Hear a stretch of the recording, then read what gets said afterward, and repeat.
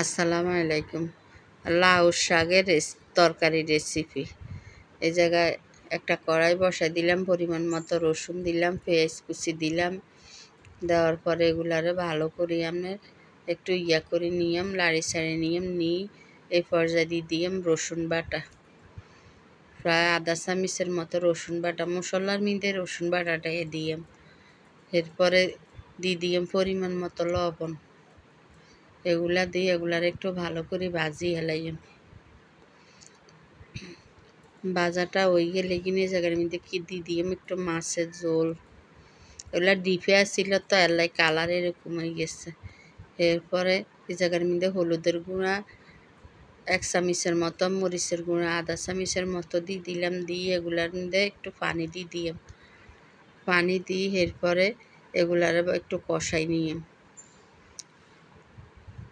এই পর্যায়ে দিয়ে দিলাম আলুগুলা।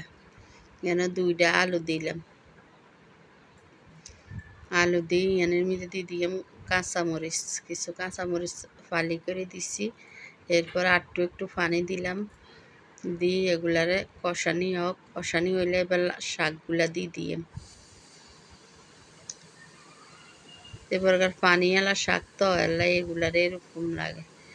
এরপরে শাকগুলার একটু ঢাকা দিয়ে রাখে দিছি, ঢাকা উড়াই। এরপরে এগুলারে ভালো করে উল্টে পাল্টাই এগুলারে লাড়িয়ে নিয়ে। লাউ শাক বেশি কষানি হইলে ভাল লাগে না শাক খাইতে।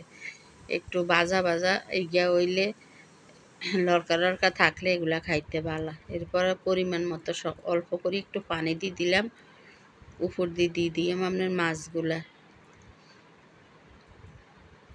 এগুলা ভালো করে মিক্স করে নিলাম। এরপরে 3 পিস মাছ দিলাম, 2টা লেজ আর 1 পিস মাছ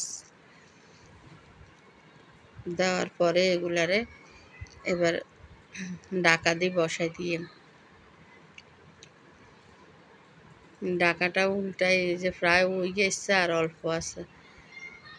আর একটা উল্টাই দিয়ে দিলাম, মাছগুলা দিই আবার রাখি দিলাম। ওই গেছে শাকের রেসিপি। যদি আমার কাছে লাউ শাকের রেসিপিটা ভালো লাগে একটা লাইক, কমেন্ট, শেয়ার, সাবস্ক্রাইব করে দিয়েন। আসসালামু আলাইকুম।